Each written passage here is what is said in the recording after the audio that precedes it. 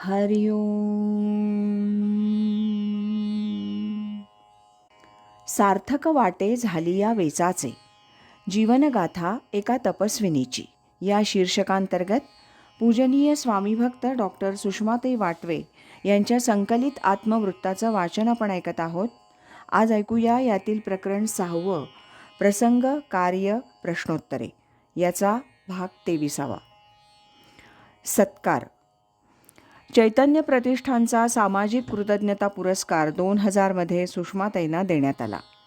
त्या प्रतिष्ठानचे विश्वस्त श्रीयुत मधुसूदन परांजपे, डॉक्टर सदानंद परांजपे आणि सौ आशा परांजपे ही मंडळी ताईंना भेटून सत्काराला ताईंची संमती घेऊन गेली.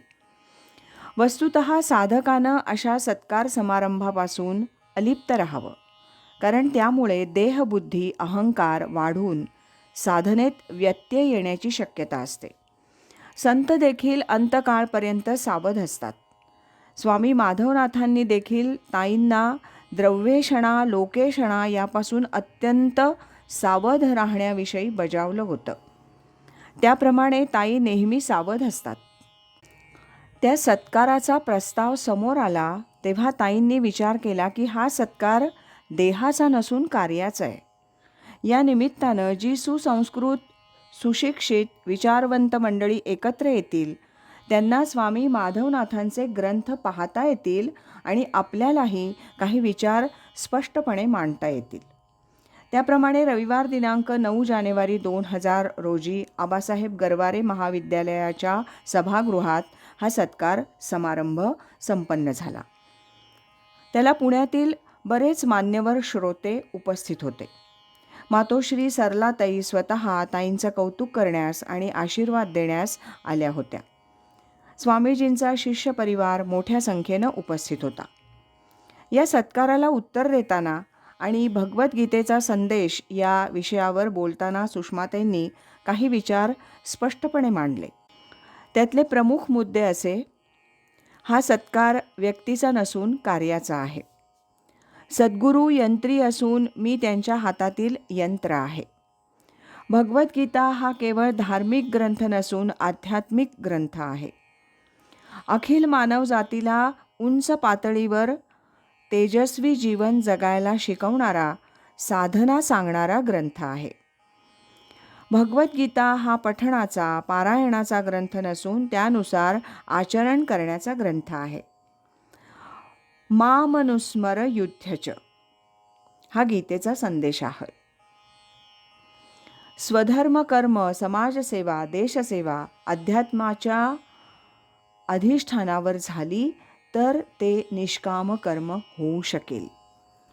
सद्गुरू कृपा आणि साधना असेल तरच गीतेचं अंतरंग थोडंफार कळणं शक्य आहे.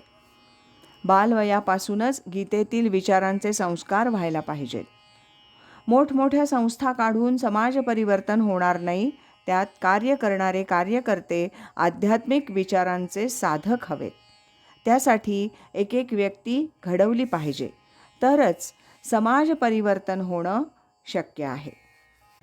चैतन्य प्रतिष्ठानतर्फे ताईंचा जो सत्कार केला गेला त्यावेळेला जे मानपत्र देण्यात आलं त्यातील मजकूर असा आहे: श्री ज्ञानेश्वर महाराज चैतन्य प्रतिष्ठान सामाजिक कृतज्ञता पुरस्कार डॉक्टर सुषमाताई वाटवे.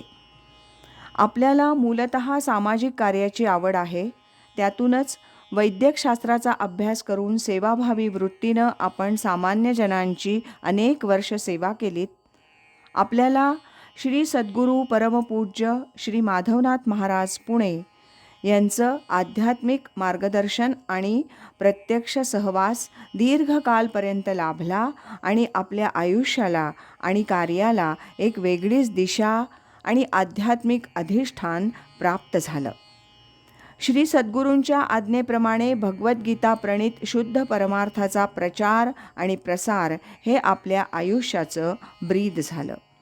ग्रंथरचना, प्रवचनं, आकाशवाणी आणि दूरदर्शन अशा माध्यमातून आपण स्वामीजींचा संदेश जनमानसात रुजवलात. हे सर्व कार्य आपण अतीव प्रेमानं, निरलसतेनं, जिद्दीनं आणि सातत्यानं करून अनेकांना कृतार्थ करीत आहात. चैतन्य प्रतिष्ठान आपल्या या अविरत कार्याबद्दल आपला गौरव आणि सन्मान करून हा सामाजिक कृतज्ञता पुरस्कार आपल्याला श्री मंगलनाथ महाराज यांच्या शुभ हस्ते प्रदान करीत आहे. रविवार 9 जानेवारी 2000. श्री समर्थ सेवा मंडळ सज्जनगड यांनी आयोजित केलेला सुवर्ण महोत्सव विशेषांक प्रकाशनाचा कार्यक्रम पुण्यामध्ये होणार होता. त्या कार्यक्रमाचं निमंत्रण सुषमाताईंना आलं. दूरध्वनी करून त्या येणार असल्याची खात्री करून घेण्यात आली. फेब्रुवारी 2000 सप महाविद्यालयाच्या सभागृहात तो कार्यक्रम साजरा झाला. निमंत्रितांच्या राखीव जागेवर ताईंची व्यवस्था केली होती. आधी काही कल्पना नसतानाही त्या कार्यक्रमात काही समर्थ भक्तांचा, समर्थांच्या विचारांचा प्रचार प्रसार करणाऱ्या सन्माननीय व्यक्तींचा सन्मान करण्यात आला. त्यात रामनामाचं वस्त्र, श्रीफल देऊन ताईंचाही सत्कार झाला. श्री शारदा ज्ञानपीठम, पुणे महानगरपालिका आणि पुण्यनगरीतील विविध सांस्कृतिक संस्था यांच्याकडून दरवर्षी ऋषीपंचमीच्या दिवशी विविध क्षेत्रात महत्त्वपूर्ण कामगिरी केलेल्या 80 ते 100 या वयोगटातील ऋषितुल्य व्यक्तींचा प्रगट सत्कार केला जातो. 2002 या वर्षात अध्यात्म क्षेत्रातील एक सन्माननीय तपस्विनी म्हणून सुषमाताईंचा सत्कार व्हावा अशी त्या मंडळींची इच्छा होती. हा सन्मान ताईंनी स्वीकारावा म्हणून पंडित वसंतराव गाडगीळ यांच्याकडून प्रस्ताव आला. चैतन्य प्रतिष्ठानचा पुरस्कार ज्या हेतूनं ताईंनी स्वीकारला त्याच हेतूनं हा सत्कार देखील स्वीकारायला ताईंनी मान्यता दिली. हा कार्यक्रम टिळक स्मारक मंदिरात संपन्न झाला. ताईंचं वय 80 नसतानाही त्यांना हा सन्मान दिला गेला. या समारंभात ताईंना 5-10 मिनिटं बोलण्यास मिळाली. ताईंची प्रकृती ठीक नसतानाही तेवढ्या अल्प वेळात ताईंनी आपले विचार प्रभावीपणे मांडले. त्यातले काही मुद्दे असे: अध्यात्माविषयी गैरसमज, सद्गुरू आणि साधना याचं महत्त्व, सत्कार कार्याचा असल्यानं या कार्यात अनेकांचा सहभाग, काही ऋषितुल्य व्यक्ती ज्ञात असतात, बऱ्याचशा अज्ञात, स्वातंत्र्य, समता, अंधश्रद्धा या शब्दांचा नेमका अर्थ. या निमित्तानं स्वामीजींच्या ग्रंथांना चांगला प्रतिसाद लाभला. अनेक वृत्तपत्रातून छायाचित्रासहित ही बातमी छापून आल्यामुळे अनेक वाचकांपर्यंत या कार्याची माहिती पोहोचली. 14 जून 2000 रोजी ज्ञानप्रबोधिनीच्या निगडी इथल्या शाखेत दीक्षा ग्रहणाचा समारंभ होता. त्यासाठी शाळेनं पूजनीय ताईंना निमंत्रित केलं.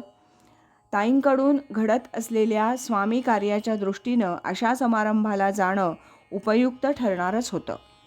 त्यामुळेच ताईंनी ते निमंत्रण स्वीकारलं. ताईंच्या हस्ते दीक्षाग्रहण समारंभ पार पडला. दीक्षा समारंभानंतर शाळेतील काही शिक्षक आणि विद्यार्थी यांच्याबरोबर बोलणं, ध्यान मार्गदर्शन असा कार्यक्रम झाला. स्वामी माधवनाथ साहित्य प्रकाशनचे काही ग्रंथ आणि भगवद्गीता, अमृतसरिता ह्या ताईंच्या प्रवचनमालेच्या व्हिडिओ कॅसेट्स यांना शाळेकडून मागणी आली. तेव्हापासून भगवद्गीतेच्या कॅसेट्स तिथं अधूनमधून लावल्या जातात असं कळतं. आज इथेच थांबूया. यानंतरचा 24वा भाग आपण उद्या ऐकूया. अखंड करी सोहम ध्यान, कृतार्थ जीवन होय त्याचे. हरि ओम तत्सत.